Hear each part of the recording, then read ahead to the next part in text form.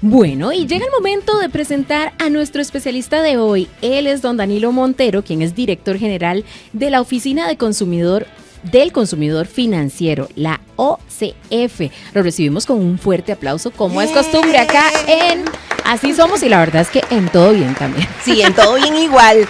Así que, Danilo, le vamos a quitar el don, ¿verdad? Para ser más amiguis, más amigos, por favor. Siempre pedimos la autorización. Sí, ¿Nos sí, da la autorización? Absolutamente. Entonces, sí. ahora sí, Danilo. Eso. Muy bien, bienvenido. Gracias, Vicky, Rose, un gran gusto, un gran honor estar con ustedes por acá. Y ojalá que lo que podamos comentarle a la gente le sirva. Qué gran tema porque yo creo que enero es un mes en el cual las personas están pensando en sus metas del año, y muchos, estoy segura, que tienen dentro de esa planificación el decir en qué invierto, cuánto invierto, y la verdad, a veces, si lo hablábamos fuera de micrófono, las personas toman decisiones financieras y sobre todo a nivel de inversión sin la respectiva asesoría de expertos, pero también como por lo que está haciendo todo el mundo. Sí. Ahí podemos comenzar por 3 buenas noticias. Uno, para hacer buenas inversiones no hay que ser un experto, no hay que sacar un doctorado ni mucho menos, ¿verdad? Ahí esa es una buena noticia. Segundo, estar conscientes de que las decisiones financieras de todo tipo están totalmente condicionadas por las emociones. Y cada uno de nosotros sabe cómo reacciona a las emociones, ¿verdad? Ahí vemos a ver cómo reaccionamos en la vida. Y en tercer lugar, lo fundamental para hacer buenas inversiones es tener claros los objetivos. Si uno sabe que va para Punta Arenas, pues uno se prepara para ir a Punta Arenas. Pero si el viaje es hasta Puerto Viejo, de Limón, la ruta es un poquito más larga, tiene que posiblemente pasar a almorzar. Entonces, si uno tiene claros los objetivos, muy probablemente encuentre la ruta más eficiente. ¿Qué es una inversión, entonces? ¿Y por qué debería yo considerar invertir mi dinero? Es un buen comienzo, Vicky. Ahorrar es simplemente dejar platilla sin gastar. En lugar de irme soplado a esa sodita que dice Rose, ¿verdad?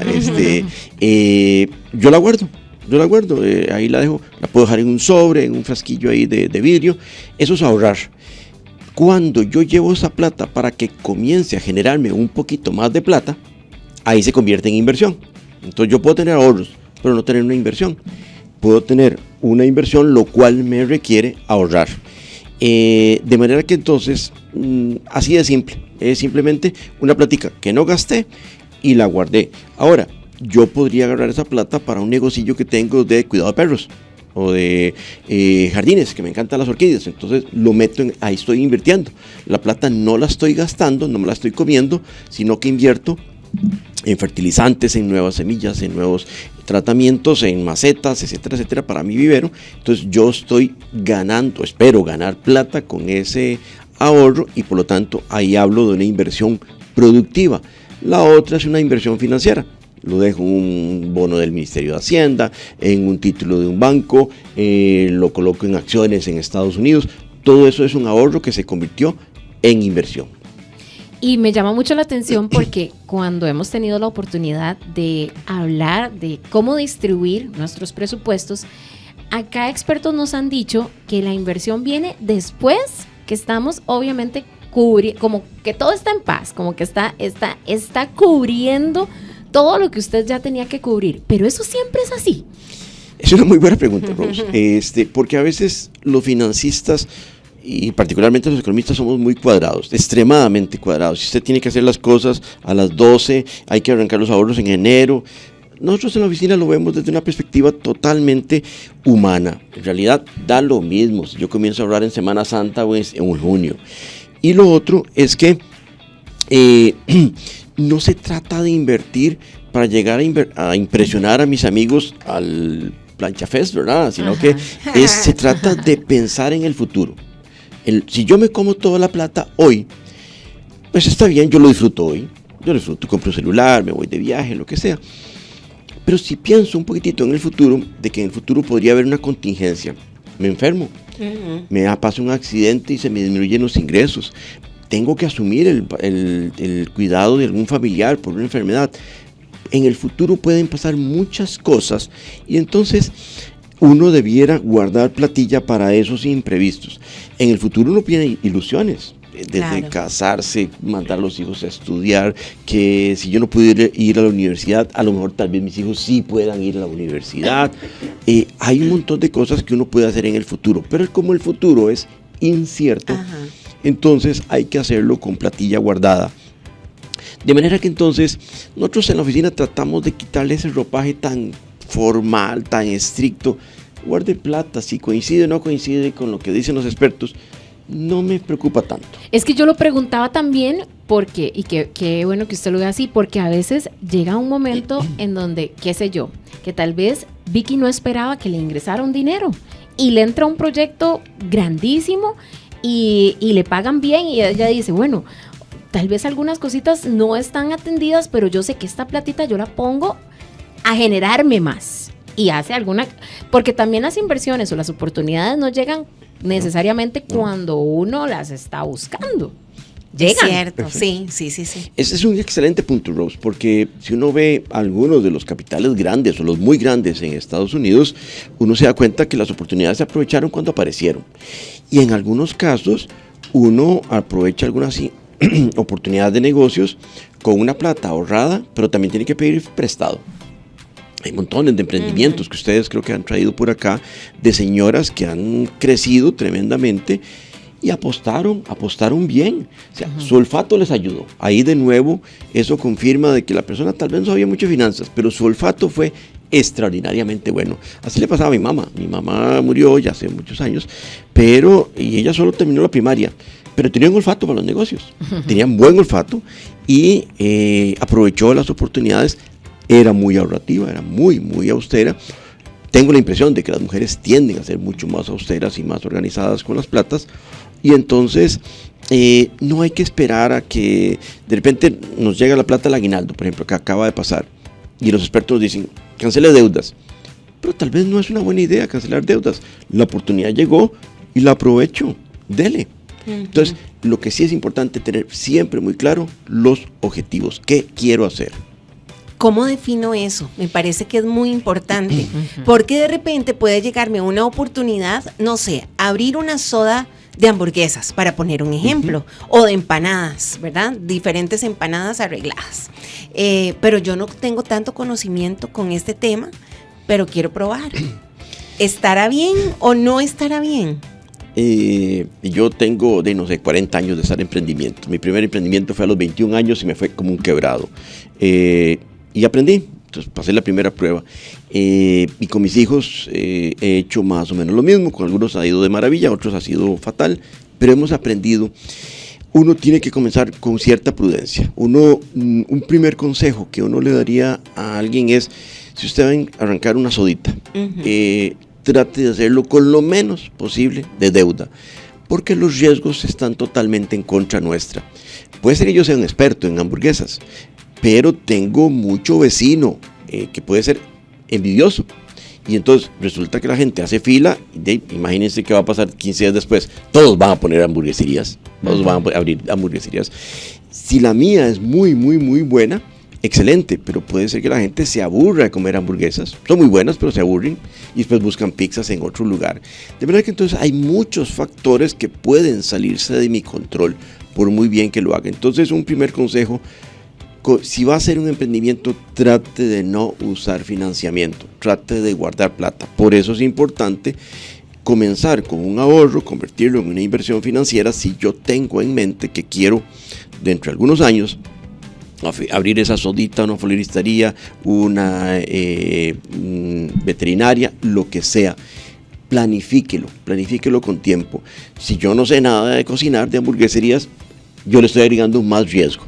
Entonces tengo que pensar en ver cómo voy a hacer para aprender y cerrar esa brecha lo más rápido posible, porque los riesgos son los que se encargan de matarnos. No es lo que yo sepa, son los riesgos. ¿Cuánto tiempo debo esperar para ver si un emprendimiento, si esa idea que puse a trabajar es rentable o no? Porque a veces, ¿verdad? Pasa un año y uno dice, no, es que no la estoy viendo. Y uno escucha muchas historias y dice, el primer año no me fue tan bien, pero el segundo mejoró. Pero hay, de acuerdo a su experiencia, un tiempo prudente donde yo tengo que dejar que el negocio vaya tomando forma. Hay dos momentos claves, Vicky. Un momento es ese lapso en donde uno le da pensamiento, realiza algunas pruebas, y después es cuando ya se lanzó y determinar si es el momento de cortar.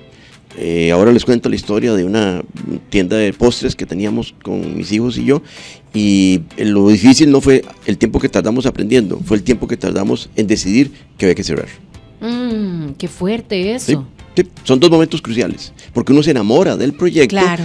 y sigue perdiendo, y sabe las razones por las cuales no le está yendo bien. Y así lo he visto con un montón de amigos, ¿verdad? Entonces son dos momentos cruciales que uno debería tener súper claros. Ese es un muy buen tema para desarrollar, ¿verdad? Como menciona Vicky, esos ciclos por los que pasan los negocios y en qué momento es sano soltarlo, Sí. ya, ¿verdad? Y Que cuesta mucho. y qué elementos también lo vamos a anotar. Como un mal amor, ¿verdad? Y yo tengo una pregunta basada en un mito que hay con el tema de inversión. Lo decíamos al inicio del programa. ¿Cuánto es lo mínimo que se puede considerar una inversión? Porque las personas piensan en inversión y dicen, eso es de millones para arriba. Yo estoy muy largo, yo puedo ahorrar, pero jamás invertir. Ahí es importante entonces de una vez estar claro de que hay inversiones totalmente financieras en las que yo no me meto en el negocio. Yo pongo la plata en una cooperativa, en un banco, y ellos se encargan de prestar plata y de perseguir a las gentes para que paguen. Lo otro son las inversiones que hago en un emprendimiento, en un negocio, como hablábamos ahora con Vicky. Y entonces yo debería comenzar por revisar, si lo que voy a poner es una soda, bueno, cuánto cuestan las bandejas del baño María, cuánto cuestan los quemadores, cuánto debería tener yo de capital de trabajo, porque mientras la platilla va llegando, llega la quincena y hay que pagar salarios, y llega el fin de mes y hay que pagar planillas, pagar a la caja. Entonces, uno debería tener unos numeritos de previo hechos de cuánta plata ocupo. Y si lo que tengo es apenas 2 millones de pesos, uno se plantea la pregunta, ¿y con qué me alcanza? ¿Para qué me alcanza con estos 2 millones de pesos? Y uno podría darse cuenta de varias cosas. Uno, si contrato gente, eso me significa plata que sale. Entonces a lo mejor yo debería meterme. No, es que no puedo meterme. Entonces no, ese negocio no me alcanza con la plata que tengo. Habría que hacer más ahorro, más tiempo para entrarle. Como ya dijimos, una posibilidad sería endeudarse, pero no es algo como que recomendemos. Entonces, eso desde el punto de vista de un negocio, para invertir en el primer tipo financiero, en realidad en Costa Rica hay opciones tremendamente accesibles para los muchachillos, para las muchachas que trabajan en zonas francas. Con $200 pueden comenzar a hacer inversiones, $500 perfectamente pueden desarrollar esa cultura de inversión. Por ejemplo, muchos de ellos, mis hijos, que están relativamente jóvenes, arrancan con algunas inversiones en acciones en Estados Unidos, por ejemplo. Y entonces, lo importante ahí es que uno arranque con un monto que, si no nos va bien, no me deja sin comer. Si yo comienzo así como a lo loco, porque en la primera inversión gané muy bien, y entonces vendo el carro, vendo la cleta y todo el asunto, y todo lo comienzo a meter, estoy apostando, estoy especulando, y eso tiene algunos riesgos. Puede ser que me vaya bien, de maravilla, pero puede ser que no me vaya bien. Entonces la pregunta que tiene que hacerse es, ¿cuánto estoy dispuesto a sacrificar? ¿Cuánto estoy predispuesto a perder? Si no tengo hijos, no tengo esposa, no tengo pareja, lo que sea, uno tiene más margen de maniobra. Pero si ya tiene obligaciones de pagar universidad, uno debería tener mucho más prudencia. Y lo otro es que, ¿cuánto estómago tengo yo para arriesgar? Hay personas que, por ejemplo, han invertido en criptomonedas, que está la emoción del momento, ¿verdad? Y cuando uno va ganando, uno le cuenta a todos los amigos, sin mesa de tragos que está, cuenta cuánto le ha ido. Pero cuando comienza a caer el precio, uno comienza a pasar noches sin dormir. Entonces uno debe haber estado consciente de cuánto estómago tengo. Si yo quiero especular, tengo que tener estómago para eso, y uno tiene que medirlo. Y conozco gente que tiene estómago y gente que no. Y ahí entra, yo creo que como la función de un corredor o un asesor financiero. ¿Qué es este profesional y cuándo es necesario, pues, utilizarlo? ¿Cuándo podemos, pues, acudir a él? Acudir a él. Sí. Yo diría que normalmente debiéramos hacerlo. No es que a veces me automedico y a veces sí voy al médico, no, normalmente yo debería poder ir, puede ser a un puesto de bolsa, puede ser a una sociedad de fondos de inversión, incluso en las operadoras de pensiones, los que somos asalariados, tenemos una oportunidad de lujo que son los fondos voluntarios. Ahí nos pueden asesorar, los rendimientos están muy buenos, son instrumentos totalmente regulados que invierten en mercados regulados, o sea, hay un montón de opciones, y los fondos voluntarios tienen una ventaja, no tienen impuesto, que sí lo tenemos en las otras inversiones, las inversiones normales. Entonces uno debería buscar al médico siempre, entonces ir a un puesto de bolsa y decirle, esto es lo que tengo, esto es lo que yo quisiera hacer, ¿qué opciones hay? Y hay entidades que tienen opciones de invertir en Estados Unidos con montos relativamente pequeños a través de fondos de inversión. Cuando hablamos de inversiones en los Estados Unidos, ¿qué tipo de inversión sería? Ahí hay, la variedad es infinita, desde algo muy a la segura, como un bono del Tesoro americano, que es lo más aburrido que ustedes pueden encontrar. No se lo recomiendo, muchacho, porque es muy aburrido, es súper seguro, pero es muy aburrido. Ahí ¿Aburrido por qué? Porque es una plata que no corre prácticamente ningún riesgo. Una tasa de interés obviamente es baja, hay muy poco que hacer. En cambio, a mis estudiantes, por ejemplo, de finanzas, yo siempre les recomendaba, inviertan en acciones, sobre todo si son jóvenes como ustedes. Pueden invertir, no inviertan, no apuesten en solo una acción, apuesten en varias, obvio, de nuevo, un monto que sea razonable. No apuesten a lo loco, ¿verdad? Porque a lo loco uno compra el número de la lotería, ¿verdad? Pero uno debería escoger un poquitito las acciones y darle seguimiento. Eso le comienza a generar un poquito más de ilusión a uno. Entonces, si uno tiene, por ejemplo, 5 acciones, que las que sigue, entonces uno podría ir ganando con unas, ir perdiendo con otras, y entonces lo importante es el promedio.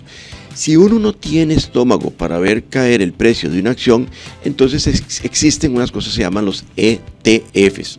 No vamos a entrar en la explicación qué es, pero es un instrumento que ya hace esa mezcla. Hay miles de ETFs, son baratísimos de negociar. Y entonces hay uno que, por ejemplo, sigue el índice de Standard & Poor's de 500 acciones, otro sigue el Nasdaq, otro sigue el Dow Jones. Hay un surtidazo, pero como cuando ustedes van al súper más grande del mundo. Entonces, digamos, yo podría decir, quiero invertir $500 aquí, $250 acá, $300 acá. Eso se llama, Vicky, estructurar un portafolio. Eso se llama estructurar un portafolio. Y yo creo que esta es una pregunta muy válida. ¿Cómo tiene que ver, eso era algo que a mí me encantaba en la universidad, cómo tiene que ver el entorno de lo que está pasando a nivel mundial para poder hacer esa apuesta, no sé si se le llamará apuesta, especulación o el decidir en dónde poner mi plata? Si yo invierto en un ETF, en un índice, estoy apostando relativamente poco porque ya ellos hacen la tarea por mí. El ETF es como un fondo de inversión. Ellos ya tienen diversificado de acuerdo con ciertos criterios. Entonces yo lo que tengo que escoger es el ETF que se ajuste a mis objetivos. Si yo quiero hacer un fondo de largo plazo, los ETFs son una muy buena opción. La idea ahí sería que uno, si uno quiere especular con Nvidia, ¿verdad? Que es una acción que está muy de moda, o Amazon, que ya se convirtió en una acción más bien muy convencional, o Microsoft, ni qué decir.